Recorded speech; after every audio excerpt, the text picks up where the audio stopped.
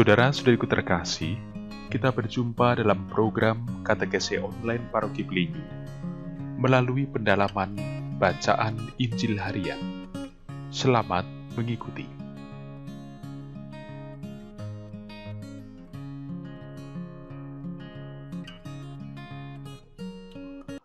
Pewartaan Sabda Tuhan dikutip dari Injil Lukas pasal 6 ayat 39 sampai 42. Yesus mengatakan pula suatu perumpamaan kepada mereka. Dapatkah orang buta menuntun orang buta? Bukankah keduanya akan jatuh ke dalam lubang? Seorang murid tidak lebih daripada gurunya, tetapi barang siapa yang telah tamat pelajarannya akan sama dengan gurunya. Mengapakah engkau melihat selumbar di dalam mata saudaramu, sedangkan balok di dalam matamu sendiri tidak engkau ketahui? Bagaimanakah engkau dapat berkata kepada saudaramu, "Saudara, biarlah aku mengeluarkan selumbar yang ada di dalam matamu," padahal balok yang di dalam matamu tidak engkau lihat?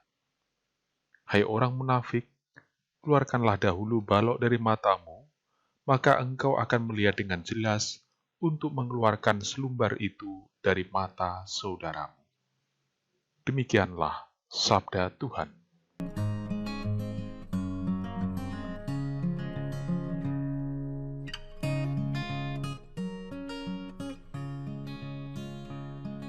Saudara-saudariku yang terkasih dalam Tuhan, teks Injil Lukas pasal 6 ayat 39 sampai 42 yang kita renungkan pada kesempatan ini akan jelas tekanan pesannya kalau tetap dikaitkan dengan teks Injil di hari kemarin. Nasihat untuk menjadikan kaidah emas atau prinsip kebenaran umum dalam Lukas pasal 6 ayat 31 sebagai pegangan atau prinsip dalam memperlakukan sesama dipertegas dengan ajakan untuk menjaga kemurnian hidup sebagai anak Allah dengan terus meneladani sifat Allah yang Maha Rahim dan penuh belas kasih. Di satu sisi, jelas kita bersyukur karena dengan itu menjadi sangat jelas cara yang harus dipakai agar kita bisa menjalankan nasihat dari firman Tuhan. Tetapi di sisi lain, bukankah kadang kita merasa sia-sia dalam semuanya itu? Sebab kerap orang di sekitar kita justru tidak mau peduli, bahkan menyepelekan hal-hal baik yang kita katakan.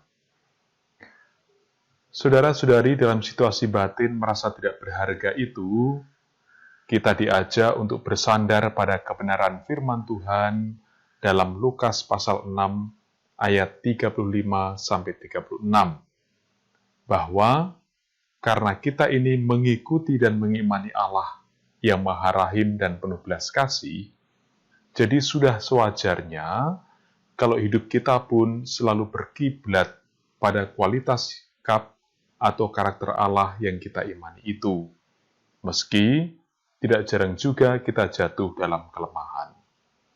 Karena itu, selanjutnya di teks Injil kita kali ini, terutama di ayat 37, kita diingatkan supaya tidak melupakan sikap kritis dan berani mengoreksi diri sendiri atau introspeksi.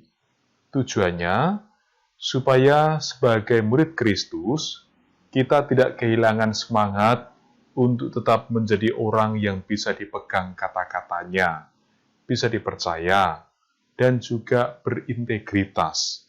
Artinya, sesuailah antara yang diimani dengan perbuatan sehari-hari. Alasannya sangat jelas, karena tugas kita itu tidak lain adalah membawa dan menyampaikan bagian rahmat keselamatan dan belas kasih Allah bagi sesama.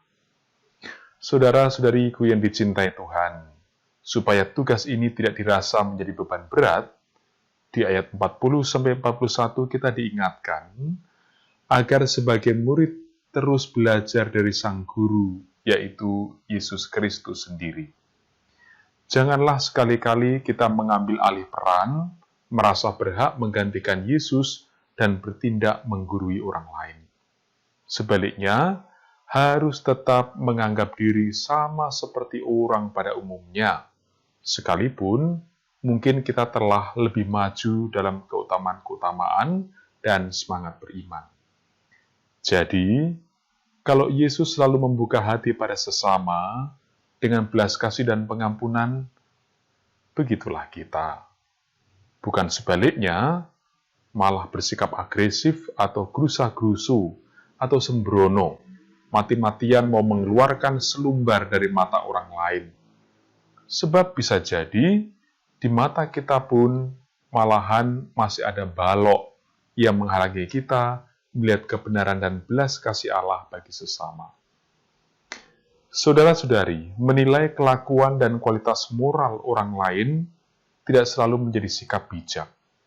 Bahkan, malahan bisa membuat orang lain yang sebelumnya ingin bertobat, berubah menjadi tawar hati. Dan lebih mendalam, kita diingatkan pada ayat 42, untuk berhati-hati pada kebiasaan suka mengoreksi dan membicarakan moral orang lain. Sebab itulah ciri orang munafik atau orang yang suka berpura-pura. Padahal sebenarnya bisa jadi di dalam dirinya sendiri dia tidak bisa diandalkan atau bahkan keadaan moralnya jauh lebih buruk. Saudara-saudari yang terkasih, semoga kehidupan Anda bersama dengan keluarga senantiasa dilimpahi rahmat Allah yang Maha Kuasa, demi nama Bapa dan Putra dan Roh Kudus. Amin.